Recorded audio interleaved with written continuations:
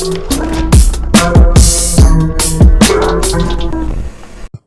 right, you ready?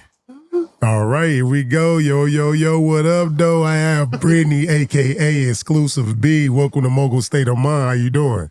I'm good. I'm well. You know, I'm excited to have you here. Definitely an interesting journey. Of course, here on like Mogul State of Mind, we're big. I'm big on capturing those exclusive Detroit stories. And your story is one that's interesting because usually when you hear in a drug game, you don't hear too many queen pen, female bosses that get highlighted. You know what I'm saying? It's usually a male dominated spectrum, but you are one of you and Big 50 are my two first queen pens, as you can say, on the channel. So again, welcome to Mogul That's State what's Mind. up. Thank you. No, Thank you. no problem. So here it is, Detroit native. What part of the city you grew up in? West side of Detroit. I'm from like Joy Road. I come from the projects, Herman Gardens. Okay. Yeah. Yeah. So That's what's up for Joy Road to high school you went to. I went to Oak Park High. Okay. Shout out to that. Okay.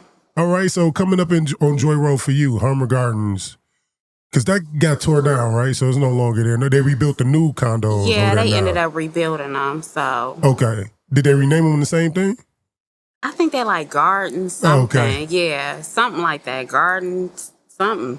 I don't know, but it ain't the Herman Gardens no more. I remember being younger and seeing the Herman Gardens. They look dark and they just look rough over there. What was the upbringing like that you can remember over there? I mean, shit. What you think of when you think of the projects? Roaches, rats, crackheads, heroin addicts, prostitutes, but shit. We still had a good time. We made mud pies. Yeah. We went to the corner store, California right there, right off the corner. Okay.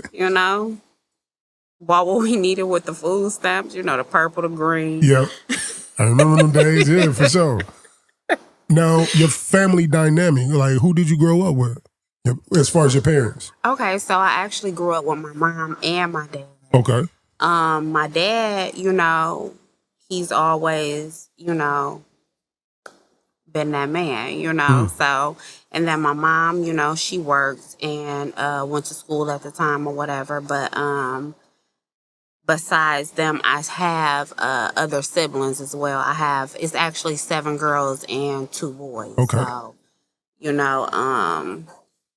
I grew up with all of my siblings, You know how it be when a man is, he in the streets, he get money, you know what I'm saying? Yeah. And you gonna have other brothers things and sisters. happen. Yeah. For sure.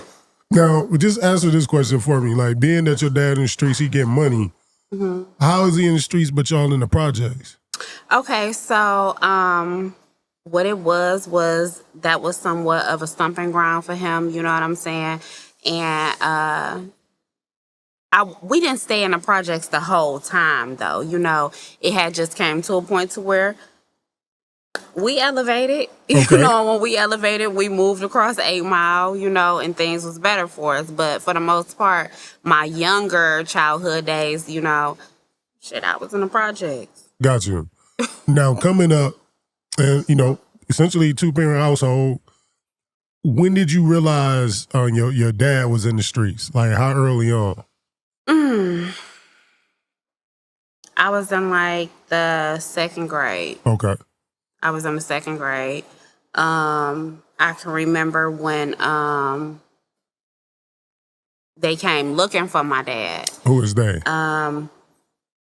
The police. Okay. Yeah. Those was like robbers, jack boys. Oh, Okay. no. It wasn't Okay. nothing like that. But it was most definitely like the DA and them, I remember listening to I rock rough and stuff with my Afro Puffs. Now I'm in a back room, right?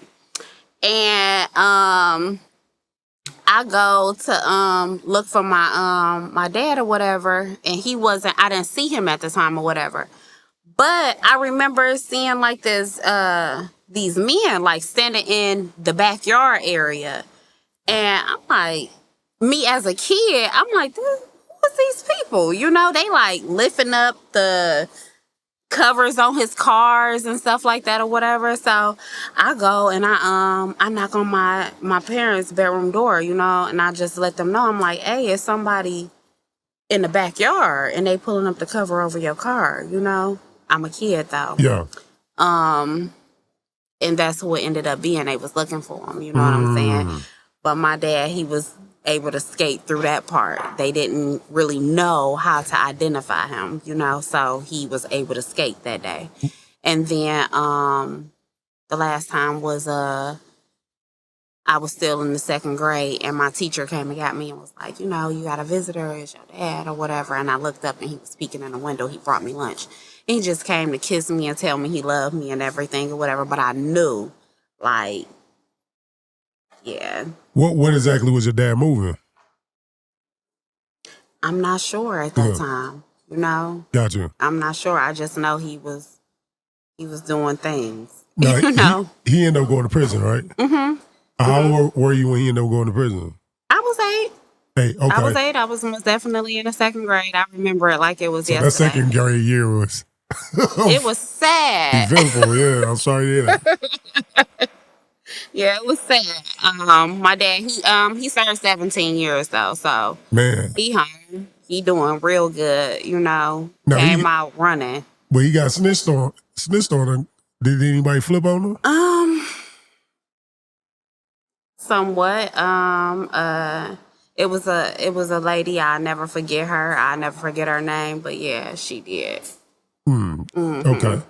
Now here it is, your dad gone 17 years. So it's now essentially you, your mom, and your siblings. Right. What was your upbringing like once your dad was kind of removed or in prison, I guess? My mom, she just always worked. She just always worked. And then I had to take on responsibility because I was the oldest girl. I'm the oldest girl out of my siblings, you know. So when it came down to making sure the house was clean, making sure I figured out, you know, what it was for us to eat for that day, you know, making sure everybody got to school, making sure people's hair was combed, you know. I did it all. I just did what I felt like I was supposed to do. Okay, and at this time, y'all in Oak Park? Nah. No, okay, y'all still in the city. Yeah, we in the city at this time. This time, we probably was like 7 Mile and Evergreen, Okay. like Clarita area. Gotcha. At this time, yeah. Okay. Now, for you ended up dating, you know what I mean, your child's father. Mm-hmm. How did you meet your child's father, and at the time meeting him? Did you know he was into the game? No. I met him on the humbug. I was with my guy best friend. And me and him, we was riding down 7 Mile. We was coming from the shop because he do hair.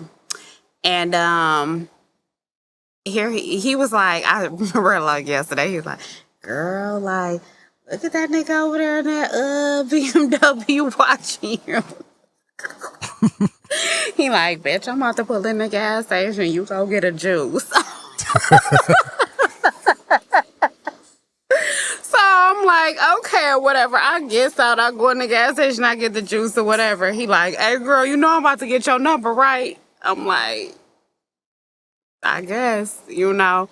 But that's pretty much like how we hit it off for real. Gotcha. Mm-hmm. So here it is, y'all kicking in, y'all dating. How long into dating that you end up finding out that he hustled or what his profession was? Maybe like 90 days in. 90 days in. Yeah. How did you Because feel? at first Okay. I was really like, you know? Okay. And he was just so persistent, you know what I'm saying? So it was just like, let me just give this nigga a chance. And I ended up giving him one, and shit, it went from there, for real. Went from there. Mm-hmm. Okay, so when you do find out he's hustling, were you more attracted like to excitement, you know, like that bad boy image? Did that push you away a little bit? Well, how did you feel about it? It most definitely didn't push me away. Yeah. You know, I liked it. It was exciting, you know, that fast money, whatever I wanted, whenever I wanted it, you know what I'm saying? Yeah. It was all good all the time, you know? Okay. And so at the time, what was he selling? What was his product? Girl. Okay. Mm-hmm. So people don't know girl, that's Cocaine. Right. Okay. So at some point in time, y'all ended up in West Virginia? Right. How that happened? How y'all end up leaving Detroit to West Virginia? Okay, so I had pretty much already had been down and around there, you know. Okay. And he wanted to venture off somewhat into the lane that I was in. And shit, what was I supposed to do? Deny him of it? So I showed him. Okay, so let me back this up, because my assumption, and this is my misogynistic viewpoint, you start hustling because of him. But you had your own lane. So explain, how did you get into the drug game? I was dealing with other individuals that had, brought me in another way. Outside of him? Now, Right. Now, were you doing this before you met him? No. Okay. So tell me to the day you got introduced or got put on. Okay, so I was dealing with a dude from the west side or whatever. He's currently incarcerated, whatever. I started off somewhat making trips. Okay. And then it just progressed from there, once I seen oh damn, this what you doing, this what you getting, nigga, please, you ain't about to be motherfucking, nah, I need to get in on that. Yeah. So he let me in on it and it just went from there, and I just always kept my business, you know what I'm saying? It wasn't probably until about maybe 5.5, 6 years that I had already been dealing that I had somewhat let my child's father know Damn. what it was that He had no I clue was doing and dealing with. at all. Nope. Man, so here it is. Take me through your first trip. What did you have and where did you have to go? Shit. My first trip was Arizona. I traveled and Was it a rental? Was it Greyhound? Was it? Oh, okay. I mean, I don't know. Is it the statute of limitations, right? He can't. I hope so. But I was on a train. Okay, gotcha. Yep. So I traveled through Mexico and all of that or whatever, and then I got there. Oh man. And shit, I came back. And it was once that was a win, it was just like an adrenaline rush for me. It was and then I seen how much at that time when I was doing that in particular, I'm like, damn, well, if a motherfucker gave for me this much for doing this, I need to know what you're doing. Yeah. So that I can get that instead, And it was just a conversation or whatever, and one thing led to another, and I was just in my own bag. Got you. So when you what do you think is the most you made on the trip?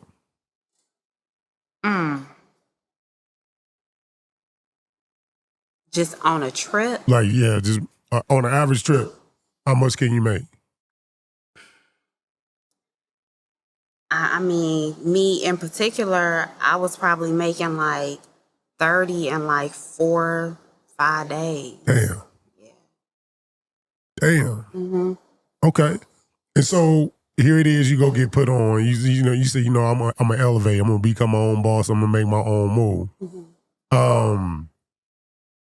Was a lot of your initial work that you were able to get, was it on consignment? Did you ever get fronted anything, or did you? In the beginning, I mean, they was just really just giving a shit to me for real, just to see what I was gonna do. And I came back with it every time. So then I got to the point to where I was like, look, because, when you do it like that, it's kind of like a motherfucker got a thumb on you. You know what I'm saying? So I was like, let me remove this thumb and let me just do me, So I started cashing out at that point. Okay. So here it is. you decide to move to West Virginia, and now you putting your dude on. Okay, so how long? So y'all out in West Virginia? Your child's father ended up getting killed. Yeah. And was it out there? No, it was here in the city. It was here. Yeah. Was it like known beef? I mean, yeah. Yeah. Yeah, like what would a drug hypothetically? What would a drug dealer like really beef over? What's usually most beef start over if everybody get money? Just envious. A motherfucker just mad. Like they don't do the same thing that you do with your 24 hours in a day. You know what I'm saying? Like just envious. Got you. That's it. How did that change for you? Because here it is, y'all both kind of doing your thing, hustling. But now he passed away. Now you're a single mom. Do you continue to hustle after he passed away with a child? Yeah, I didn't have a choice. You know, I wasn't about to lose everything that we got. Yeah. And then I most definitely wasn't even about to let myself fucking succumb to just getting by. Yeah. Like, I was like, ugh. When you got out there on your own, what was the most money you made? I don't know. It was coming so fast and Did it ever get hard to hide the money? Like, was money coming so fast? You like, what I do with cash? yeah, I had got to a point to where I was scared. I was paranoid. I felt like anything that anybody said to me that would make me have to question it, it made me like leery of them, you know? Yeah, I most definitely was like that. Where do you hide that much cash? Because like I've seen documentaries where they talk about the cartel where hiding money became an issue. They put them in like them little boat containers and stuff like that, stuffing them with money. I remember listening to Al Prophet interview. He was talking about a drug kingpin where he had an apartment that was just filled with money, just bags. Did you have to deal with it to that point? Not necessarily to that extent, but it was more than enough to where I was passing it around because I ain't want it around me. Yeah. What was the craziest thing you felt like you bought, the most expensive thing? I really just spent my money on like jewelry,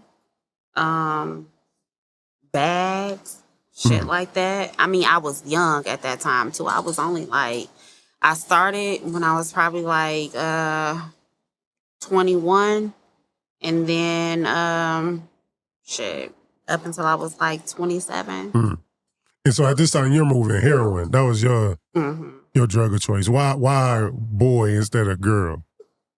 You get rich overnight with heroin. I just feel like, girl, you got to deal with too much with them. You know, they won't. You just got to deal with too much with them. That heroin, they got to come and get it. They need it. Yeah. You know what I'm saying? You get rich off overnight with that. Really. Did you stay buying cash from the same people you started off with, or did you ever find your own plug? In the beginning I did, and then I slowly like ventured off into my own. Okay. Was there ever a point in time that you got robbed doing it? Nah, I ain't never been robbed, thank God. That's good. I ain't never been in a position to where I felt like a nigga was gonna take from me. You know, because had I have, you know what I'm saying, I have. Got you. He was gonna ride for you. Yeah. Got you. Now take me on the day you got pulled over, right? With some work? Yep. Now you being the boss, why wouldn't you don't usually when people get to a certain level they got runners themselves? Why did you ever get your own runners? Okay, so that's crazy, right? So during this time or whatever, mentally I can tell you like I was clouded for real. I wasn't using my better judgment because I had got to a point to where I just didn't feel like I trusted nobody. I didn't want nobody around me. I didn't want to deal with nobody. I wanted to just deal with who I dealt with. Yeah. You know, I caught my case 4 months after my child's father had passed away. So I was just really like paranoid for real, you know? But this time in particular, shit, it was like I needed to go get my money. I had already had my money down there for so long because I had then dealt with like his funeral and stuff like that or whatever. And then I just wasn't feeling like doing nothing for a minute. Yeah. But so much money had been accumulated. It was like, I gotta go get my money before these niggas get any type of bright ideas, you know? So, I was on my way to go get my money, but at the same time, they needed to be put together. You know what I'm saying? And shit, one thing led to another, and how my case came about. Boom.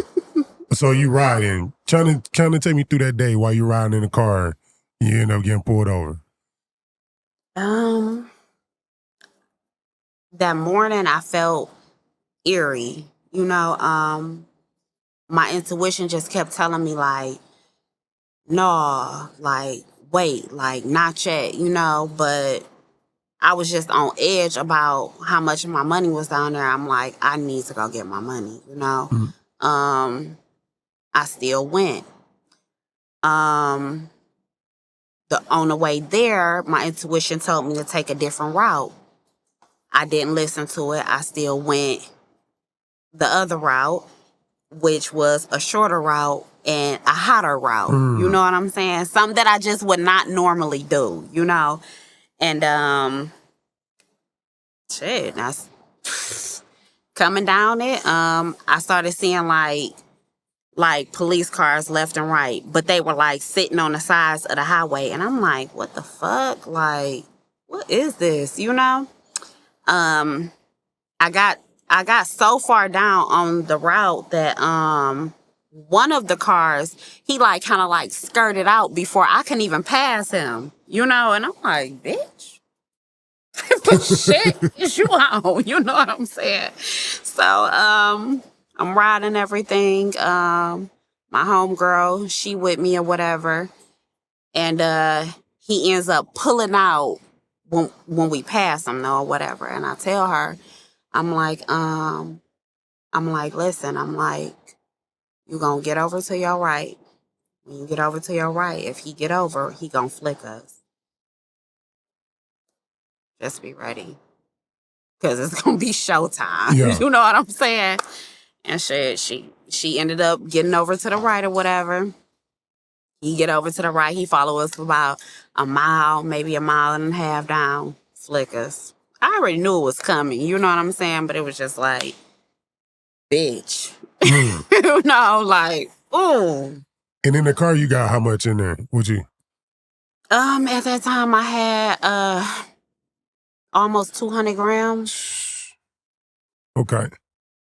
So he flick over, boom, he come, police get out, come to the car. How are y'all trying to play it? So, okay, so the story was basically, because it's like now I can tell it, Yeah. you know? So it was like, shit, we coming down here for a funeral, you know what I'm saying? And we leaving back out this bitch, you know? But it didn't go that way. When he came to the window, and asked for her license and registration and everything, he asked me for mine too, my license. And I'm like, you know, well, what the fuck you need my shit for? You ain't even went and ran hers yet, you know? So, he asked me, I give him a different one. I give him basically an alias one. Yeah. And, he still don't walk away from the car. He like stick his head in the window and he tell me, he like, this not you. I'm like, what? He like, this ain't you. I know who you is. Damn.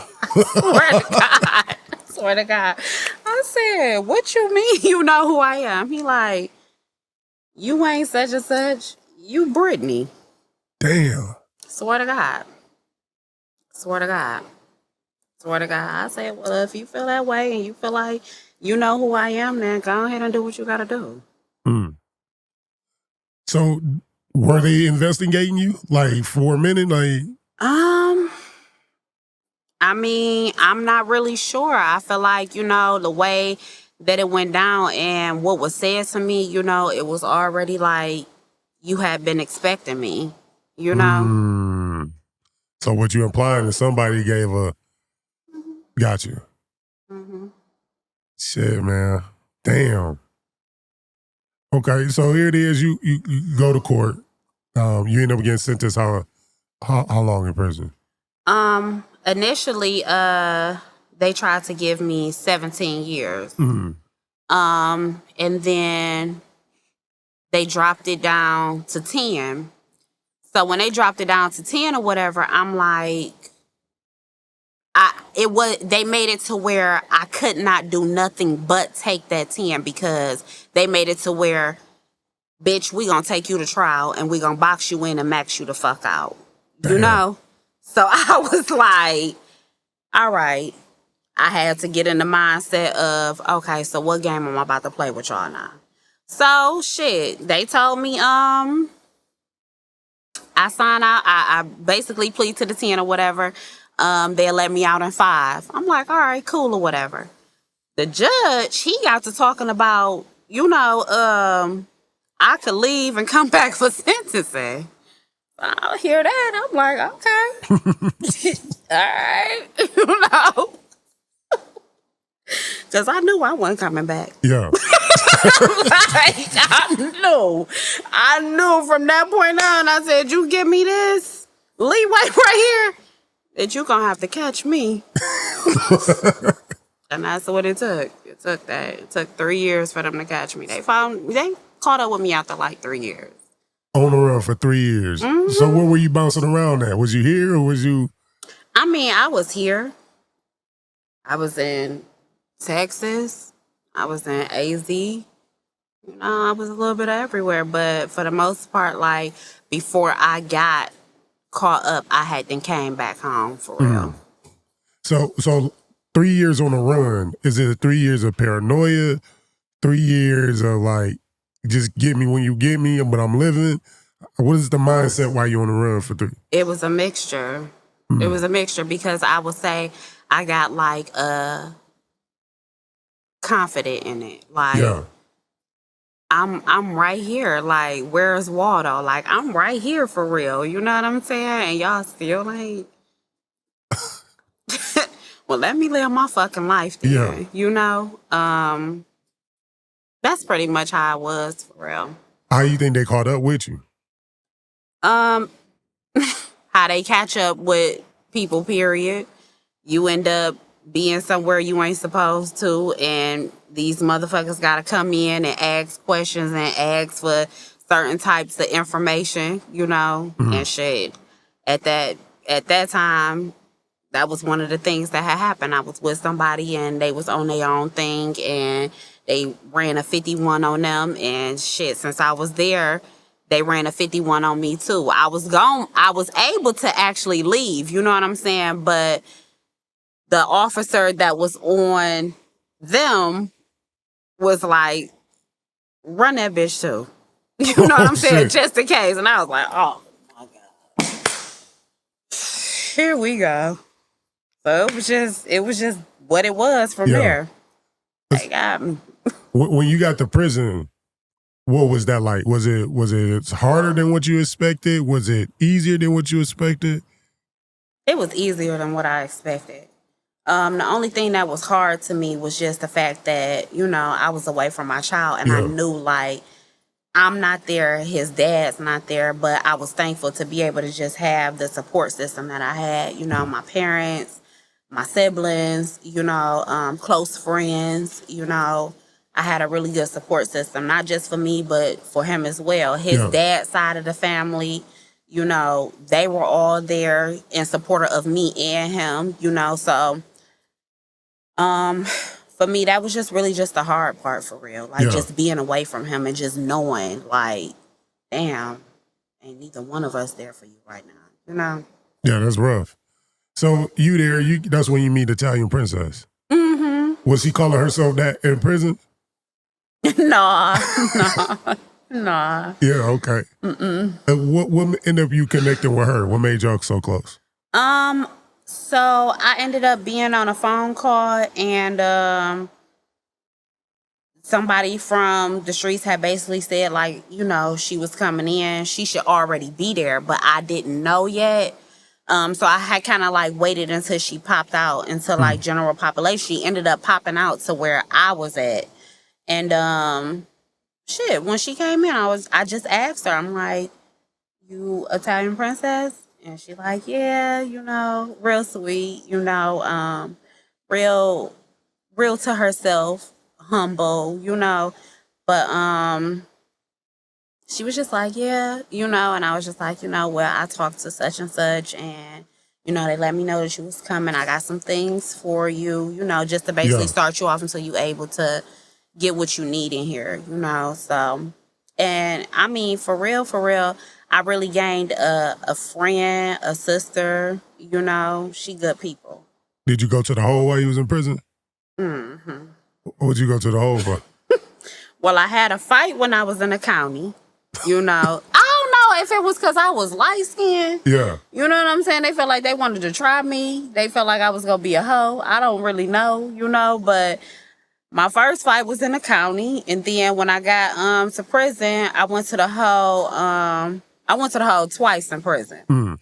The first time I went for contraband because one of my homegirls or whatever, she had some shit in my area or whatever. They was already looking for her on the yard for some shit.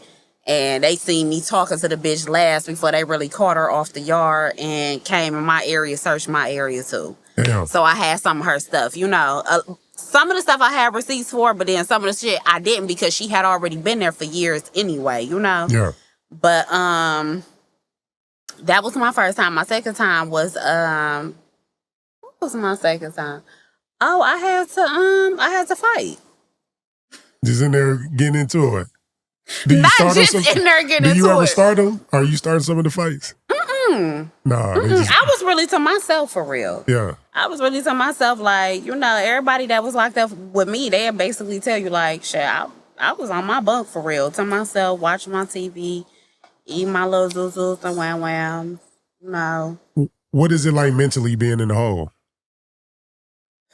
That shit is fucked up. Mm. You be bored as hell in there. You might get a bunkie. That bitch pussy might stink. Ah. Anything. You know what I'm saying? Like, you really literally gotta eat the what you call it, the cafeteria food, because you can't have your commissary or nothing back there. So you there. It depends on how long you back there. You might get skinny. For real. Damn. Like, How long was the longest you ever been in the hole? a week. A week. Mm-hmm. Damn. That's crazy. So here it is, preparing to get out. Did you already know your release date? No, I didn't. I actually had to file an appeal in order to get an early release date. The county that I was dealing with, they really like a kangaroo type of court, rabbit ass county. Yeah. Do what they want to do, make their own shit up, So initially, like, I was supposed to have the 8 years out in 5. They fucked around on my paperwork and I had 11 years with 8 of it mandatory. Damn. I didn't find out until I got to prison, though. So when I got to prison, I'm basically, being put into the system and everything. And she like, you got 11 years. And I'm like, bitch, hold up, you lying. Right. Hold on, wait a minute. I get the call of my family like, what do it say when y'all look me up? Because they telling me I got 11 years in here. So I ended up getting an attorney. He did my appeal. I won my appeal. And I got 8 years with 5 mandatory, what I was originally supposed to get or whatever. And then I was able to do an early release after I had supposedly did the 5.5. The date that I was supposed to be let out on my early release, I went to court and everything. They told me they wasn't letting me out. I had to do 10 additional months because they had miscalculated. Oh, shit. Yeah. So my family and everything, they was out there waiting on me and everything, And I basically had to call out there and tell them, like, they not letting me go. They want Wow. me to do 10 more months. So I had to do 10 more months. So overall, I did 5 years, 10 months. And I came home 2021 of July 19th of 2021. Got you. Mm-hmm. So here it is. You out now. You're doing your entrepreneur thing. You got doing a brunch spot. What else you got going on? Okay, so we've got brunch. We got and that's in West Bloomfield. Okay. Off of Orchard Lake and Northwestern Highway, and then we have Savvy Sliders off of Davison and Livernois area. You can always ask for the Franklins at We've Got Brunch or Mr. and Mrs. B at Savvy Sliders. And then I have my hair brand, which is Exclusive Bundles by Brittany. So I really just been on the go in a push mode, positive mode, like just doing what I gotta do in the best way possible. What was the biggest adjustment you felt like you had to make coming home?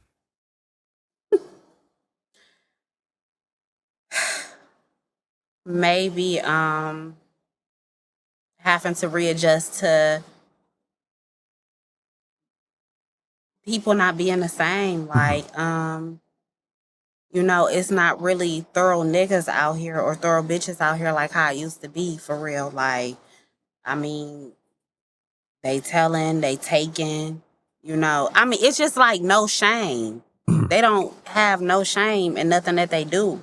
It used to be like certain like boundaries and principles and morals, and it's just not that no more. Like, but I mean, technically, you got told on back then, so people were still telling then versus now.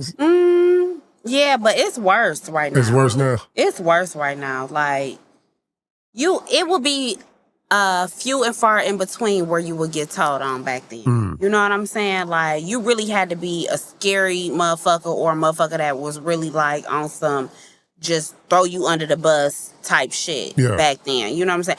Like, now it's just like having a conversation. Like, yeah, I told. That's it. Cool. Yeah. That's wild. It's not no penalties for it. It's not none of that. Yeah. And that's sick. While in prison, in female prison, is snitching, like seeing paperwork and seeing if people snitch, are they real hard on women as they like say they are on men in male prisons? No, I don't. You know what? I'm not gonna say no. I really don't know. The prison that I was in, I was more so locked up with like crack addicts. I mean, like, like drug addicts, people that had cases against kids. You know what I'm saying? It was real few and far in between that you would get a murderer in there that had life or a drug dealer in there that had some time that was really actually just drug dealing. You know, majority of them where I was locked up at was like, y'all just addicts and y'all just fucked up and y'all just sick. Yeah.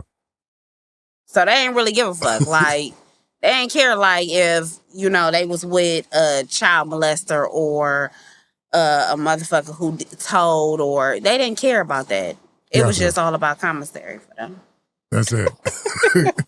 Well, I'll tell you what, Exclusive B, hell of a story. Welcome home. Thank you. Congrats on all the endeavors that you got going on. Thank you. And hopefully we can link again. Most definitely. Hey, well, till we meet again, I appreciate you. Same here. Peace.